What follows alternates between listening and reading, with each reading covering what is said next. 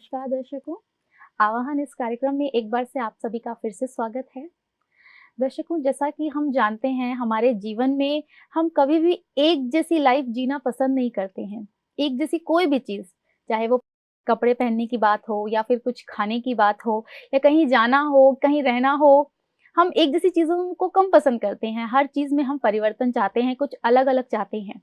उसी तरह जो आप हमें प्रश्न भेजते हैं उसके भी उत्तर हम कई अलग-अलग अनुभवी शख्सियत से लेना चाहते हैं, अनुभवी व्यक्ति से लेना चाहते हैं, ताकि हमें जो प्रश्न हैं हमारे, उन्हें हमें बहुत अच्छे से जवाब मिल सके। उसी तरह हमारे साथ आज स्टूडियो में मौजूद हैं एक अनुभवी शख्सियत, वरिष्ठ राजयोगिनी ब्रह्मा कुमारी कुंती दीदी जी। दीदी जी, आपका आह्वान इस कार्यक्रम में स्वागत है। तो दीदी, एक स्टूडेंट का ईमेल आया, उनका ये कहना है, सोनम जी हैं गुजरात से। उन्होंने बोला कि एग्जाम के समय वो पढ़ाई तो बहुत अच्छे से करते हैं, सब कुछ याद कर लेते हैं, लेकिन जब एग्जामिनेशन हॉल में जाते हैं तो पेपर को देखकर उनका पूरा माइंड ब्लैंक हो जाता है, हाथ पैर ठंडे हो जाते हैं, उन्हें कुछ भी याद नहीं रहता है। फिर वो लिख के तो आते हैं, लेकिन जितनी उन्होंने प्रिपरेशन की होती है उस अनुसार उनको मार्क्स नहीं आते हैं, तो थोड़ा सा उनका मूड अपसेट हो जाता है। तो वो ऐसा क्या करें जो वो पेपर अच्छे से दे के आए, एग्जामिनेशन हॉल में भी उन्हें किसी तरह का कोई डर ना हो। डर निकालने के लिए मैं ये सोचूं कि मैंने जो पढ़ाई की है उसी में से क्वेश्चन आने वाला है, और आज जो मैंने पढ़ाई किया है वही क्वेश्चन मेरे पास आने वाला है। तो मेरे माइंड को मैं सकारात्मक कर दूं, क्योंकि सकारात्मक चिंतन का प्रभाव हमारी बॉडी पर भी पड़ता है, आत्मा पर भी पड़ता है, लेकिन आत्मा के साथ साथ बॉडी पर भी पड़ता है। तो इसलिए सकारात्मक चिंतन करना आवश्यक है। दूसरी बात कि मैं जो ये सोचती हूँ कि पता नहीं क्या होगा, तो पता नहीं क्या होगा नहीं, इसके बजाय मैं एक शब्द ऐड कर दूं, जो होगा वो अच्छा होगा। जो होगा मेरे अनुकूल होगा, मेरे प्रतिकूल तो कुछ हो नहीं सकता है। तो जब हम इस प्रकार के शब्दों को अपने मन के अंदर लाते हैं तो हमारे मन की दृढ़ता बढ़ती है, आत्मविश्वास बढ़ता है, और वो दृढ़ता और आत्मविश्वास हमें परीक्षा के भय से मुक्त कर सकते हैं। मतलब खुद को एक सकारात्मक सोच चिंतन जब हम देते हैं उस समय घबराने के बजाय हम ये सोचें कि जो चीज मतलब पेपर में आ रही है, जो प्रश्न पेपर में आ रहे हैं, जो क्वेश्चंस हैं, वो डेफिनेटली वही हैं जो मैंने तैयारी करी है जिस चीज की। तो मतलब उससे एक डर निकल जाएगा, भय नहीं रहेगा, क्वेश्चन मतलब एग्जामिनेशन का कोई डर नहीं रहेगा। तो मैं समझती हूँ बिल्कुल अब सोनम जी इस चीज को अपने जीवन में अप्लाई करेंगे कि उनका कोई भी डर, मैंने मेरे माइंड को अनुकूल बना दिया तो वातावरण, वायुमंडल, वो सब अनुकूल बन जाता है। माइंड प्रतिकूल है तो सारी बातें प्रतिकूल नहीं होती। हाँ, सही बात है। अगर हम निगेटिव सोचते रहेंगे तो फिर होगा भी निगेटिव, क्योंकि निगेटिव वाइब्रेशंस फैल रहे हैं। बिल्कुल सही दीदी।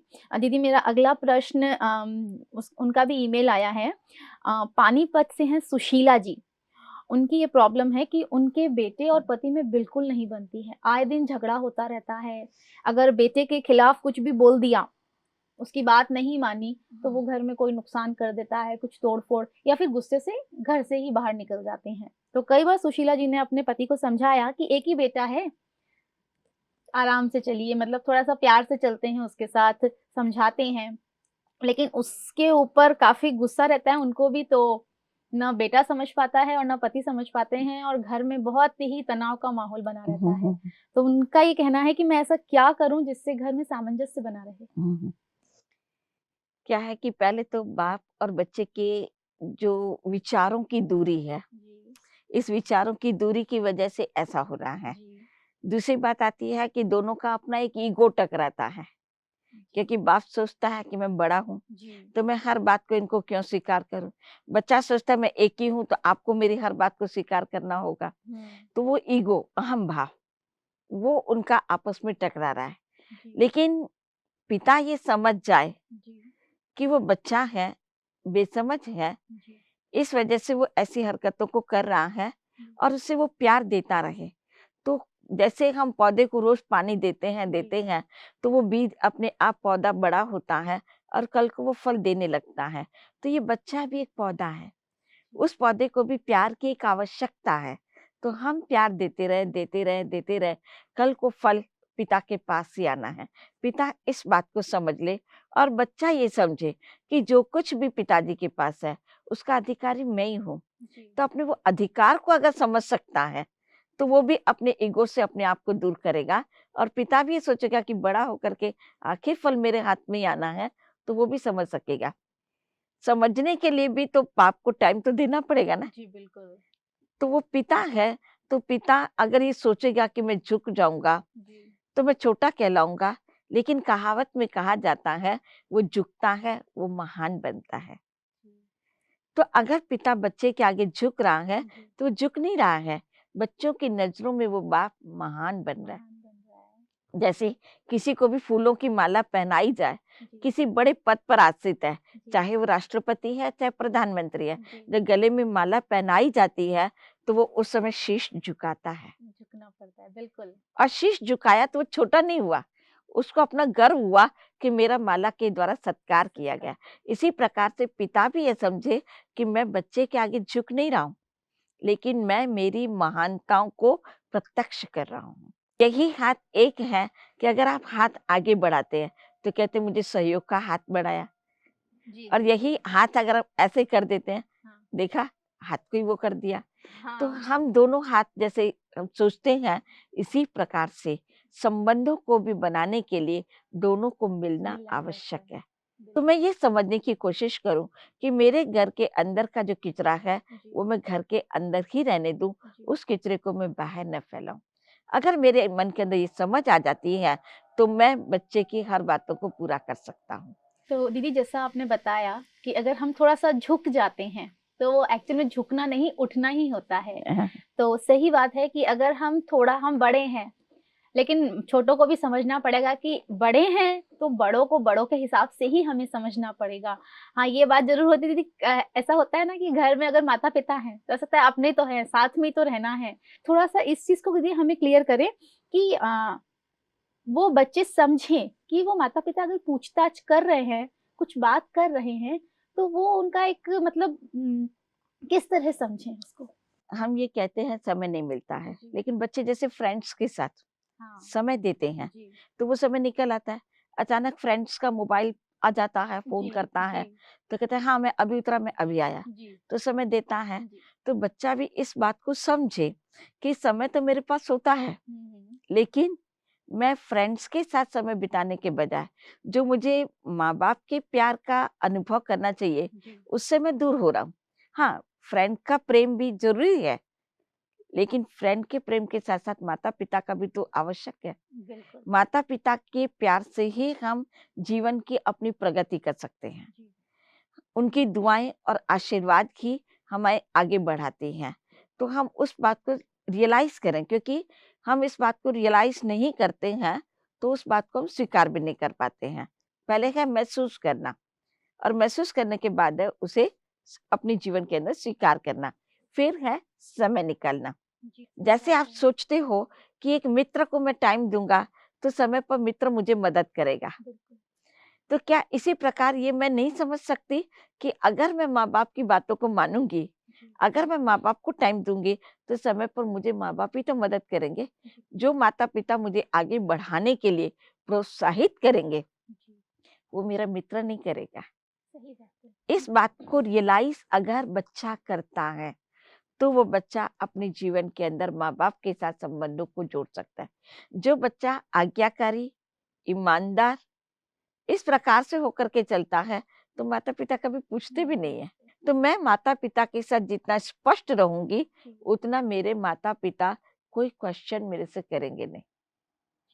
दूसरी बात ये सोचे कि माता पिता अगर कोई बात में फिर भी मुझे पूछ रहे हैं तो वो इसलिए पूछ रहे हैं कि उसमें और तुम क्या प्रगति कर सकते हो, इसमें और तुम नया क्या कर सकते हो, इसमें तुम और आगे कैसे बढ़ सकते हो, अपने जीवन में सफलता कैसे पा सकते हो, इसलिए भी वो पूछते हैं।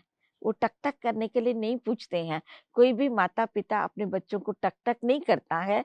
बच्चों की उन्नति, बच्चों की प्रगति उनके आंखों में, उनके दिमाग में, उनके दिल में सदा घूमती रहती है कि मैं क्या करूं बच्चों के लिए। इसलिए बच्चे को लगता है वो मेरे लिए क्या कर रहे हैं, जो टक टक कर रहे हैं, लेकिन उनकी अंदर की भावनाओं को समझना, उनके शब्दों में न जाना, लेकिन भाव को समझना। और जब वो भाव को समझेंगे तो हमें वो टक टक नहीं लगेगी। सही बात है। दूसरी बात ये भी आती है कि अगर माता पिता मुझे पूछते हैं तो मेरे बड़े हैं, तो उनका पूछना फर्ज है, कर्तव्य है। अगर माँ बाप इस समय पर मेरे से नहीं पूछेंगे तो मेरे को पूछने वाला कौन? माता पिता अगर हम पूछते हैं तो हमें संग कैसा है, किस प्रकार का है, और वो संग तुम्हें कहाँ ले जाने वाला है, उसकी समझ देते हैं। इसलिए भी वो मुझे पूछ रहे हैं, तो मैं उनके मन के भावों को समझने की कोशिश करूं तो मुझे टक टक नहीं लगेगी। और कोई भी माँ बाप टक टक करना नहीं चाहता है। हर माँ बाप का हाथ बच्चे के सदा सिर पर रहता ही है और हमेशा के लिए रहेगा। भगवान ने हमें सबसे बड़ी जो सौगात दी है जीवन में है वो है माँ बाप। हम माँ बाप को अगर हम हर चीज क्लियर करके चलते हैं, बता के चलते हैं, तो हमारे लिए ही रास्ते खुल जाते हैं, आसान हो जाते हैं। उन्होंने आज की दुनिया नहीं देखी है, वो भले पढ़े लिखे नहीं है, लेकिन कहा जाता है कि अनुभवी। जी बिल्कुल। उनके जीवन के अंदर पढ़ाई नहीं है, परंतु उनके जीवन का अनुभव है। वो अनुभव के आधार से हमें प्रश्नों को पूछते हैं। कई बच्चे ऐसे हैं जो तरस जाते हैं और माँ बाप का साथ नहीं मिल पाता है। तो मैं समझती हूँ कि माँ बाप से बेहतर हमारे जीवन में कोई दूसरा हो ही नहीं सकता, क्योंकि उनसे बेहतर उन्नति हमारी कोई नहीं चाहता। शायद वो जीते ही इसीलिए हैं कि हमारे बच्चे आगे बढ़े, जो हम अपने जीवन में नहीं कर सके वो हमारे बच्चे करें। लेकिन दीदी कई बार ये समस्या आ जाती है कि जीवन में झुके कौन? कोई परिस्थिति आई, कोई बात आई तो दोनों अड़ जाते हैं। कोई भी हो सकता है वहां पे, जरूरी नहीं बाप बेटे हो, कोई भी संबंध हो सकता है, लेकिन अगर दो व्यक्ति हैं तो वो अड़ जाते हैं। कौन झुके कौन झुके, मैं नहीं बात करूंगा या मैं कुछ नहीं बोलूंगा, सामने से आना चाहिए, मैं अपनी तरफ से मैं कुछ नहीं बोलूंगा, उसने गलती करी है, जबकि दोनों को लगता है कहीं ना कहीं कि उसकी गलती है, वो बोलता है उसकी गलती है।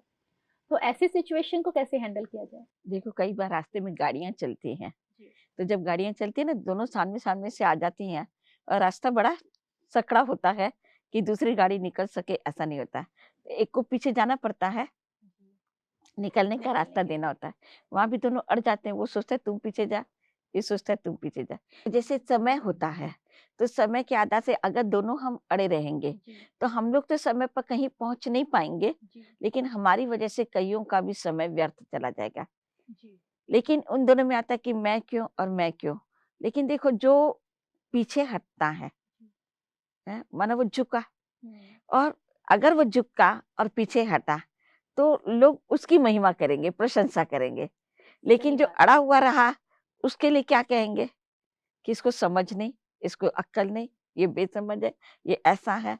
अगर उसे निकलने देता तो इसको क्या फर्क पड़ता, बराबर है। लेकिन वो पीछे हटा, उसे निकलने दिया, तो उसकी प्रशंसा होगी ना। तो यहाँ पर भी अगर हम देखते हैं कि मैं झुकूं कि आप झुको, दोनों केस में तू मैं अगर हम लग जाएंगे तो हम कोई भी नहीं झुकेंगे। लेकिन ये देखें कि अगर मैं झुक जाती हूँ तो महान तो मैं बन रही हूँ, दूसरा लोग प्रशंसा तो मेरी करेंगे। अकड़े रहना मुर्दे की पहचान होती है। हाँ, जो झुकता है वो जीवित है, जिंदा है। जो इस बात को समझेगा वो ये सोचेगा कि क्यों नहीं मैं पहले झुकूं, क्योंकि मैं एक जीवित हूँ, मैं मुर्दा नहीं हूँ।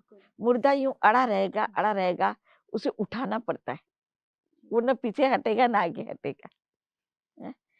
तो कोई मुझे हटा दे, कोई मुझे अपने दिलों से दूर कर दे, कोई मुझे अपने संबंधों से दूर कर दे, कोई मेरे लिए सोचे कि इसके साथ तो कभी मिलना ही नहीं चाहिए, मुसीबत में कौन फंसे, कोई मेरे लिए ऐसे शब्दों का प्रयोग करे, इससे अच्छा तो किसी को भी ऐसा हो कि इनसे जाकर के मिलो, इनसे बात करो, इनके व्यवहार को देखो।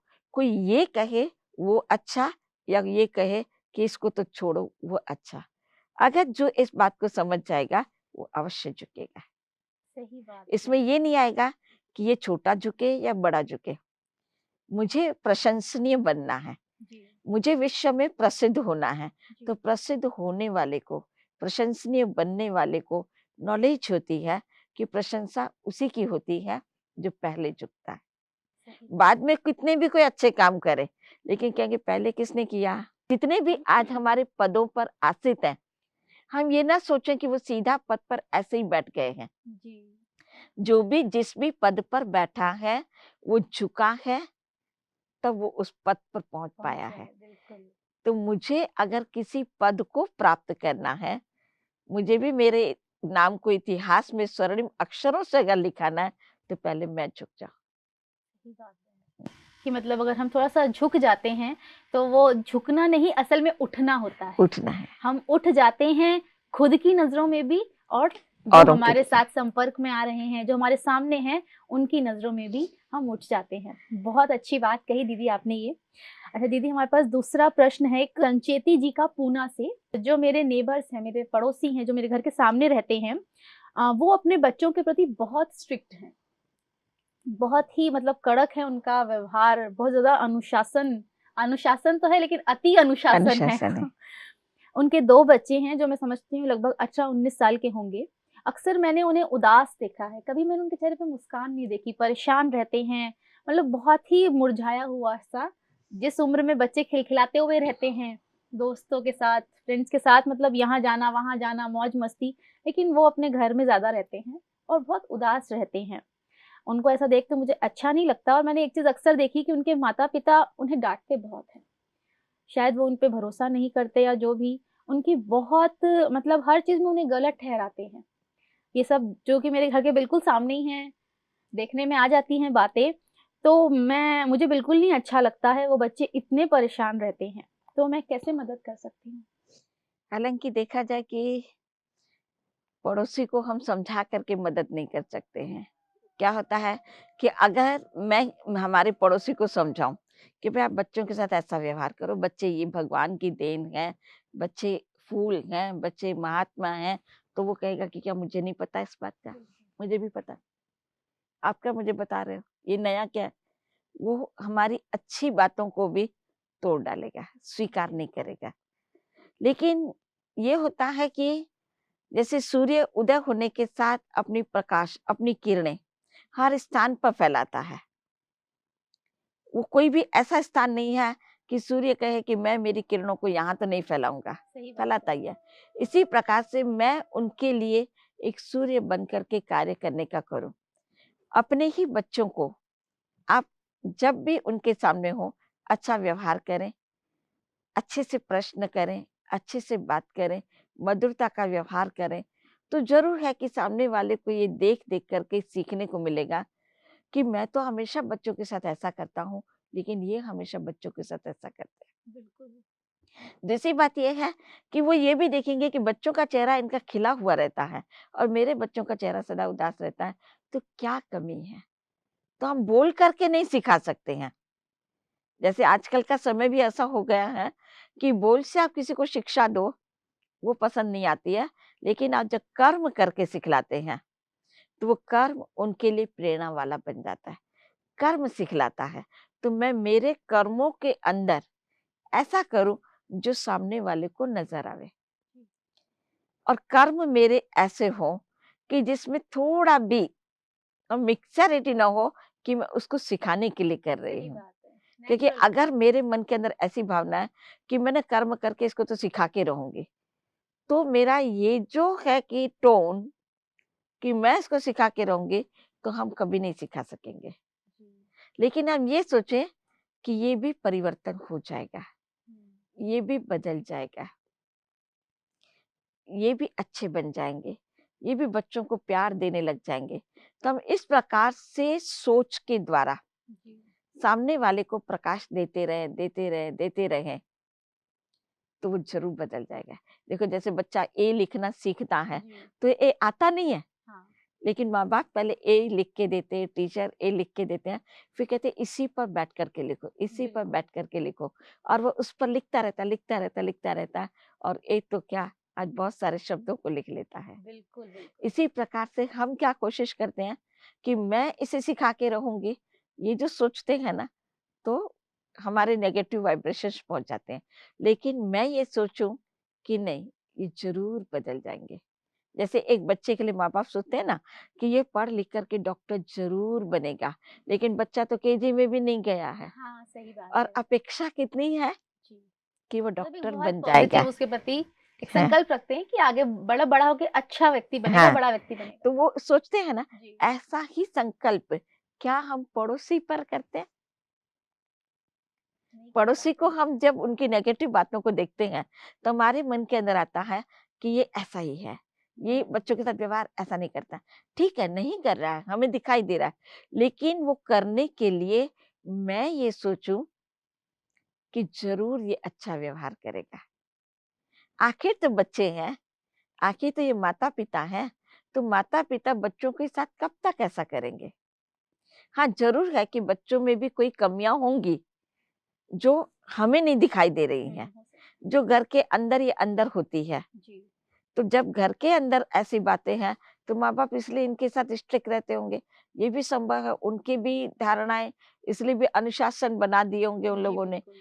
तो वो अनुशासन माँ बाप ने क्यों बनाए वो मुझे पता नहीं है, इसलिए मैं सोचती हूँ कि वो माँ बाप इतने अनुशासन में क्यों रख रहे हैं।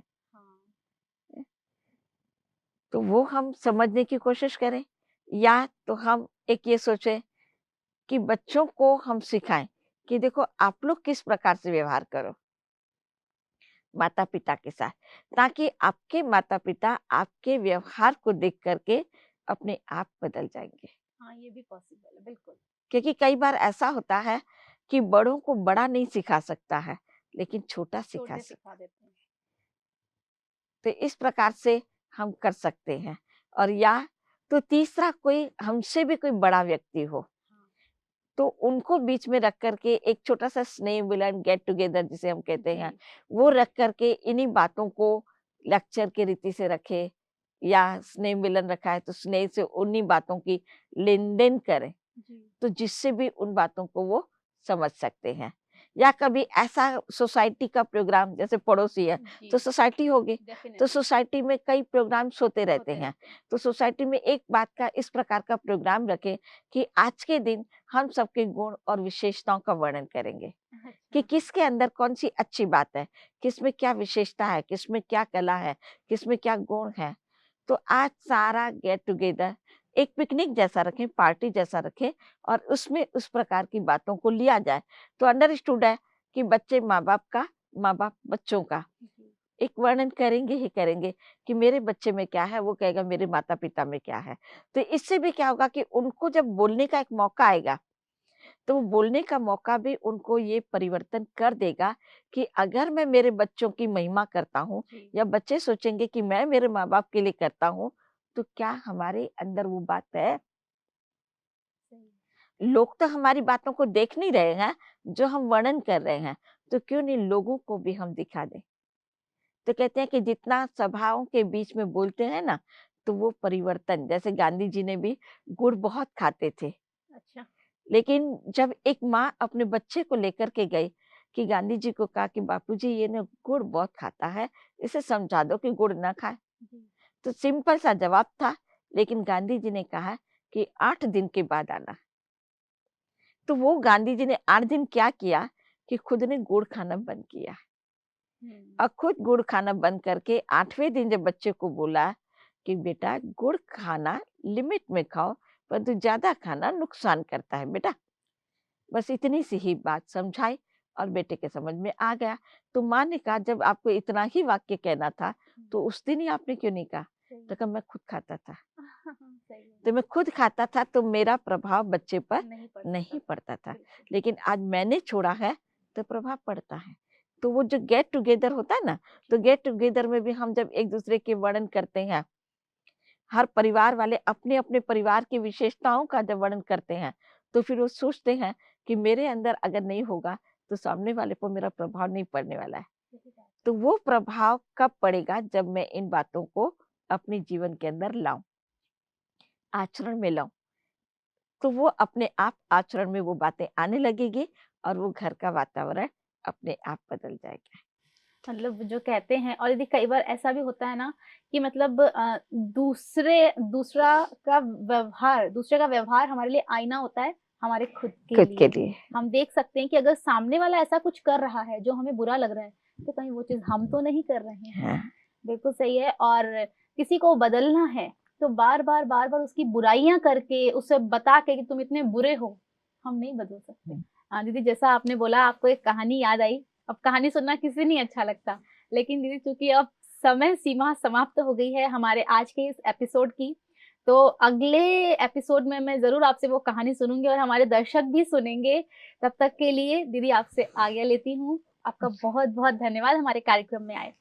मैं समझती नहीं, मतलब मुझे पूरा विश्वास है कि जो भी अनुभवी व्यक्ति हमारे साथ हमारे स्टूडियो में आते हैं, हमसे अपने अनुभव शेयर करते हैं या हमारे प्रश्नों के जवाब देते हैं, उससे हमारे जीवन में ज़रूर हमें लाभ मिलेगा, हमें हमारी समस्याओं से निदान मिलेगा। अगले एपिसोड में फिर आपसे मुलाकात होगी, तब तक के लिए नमस्कार।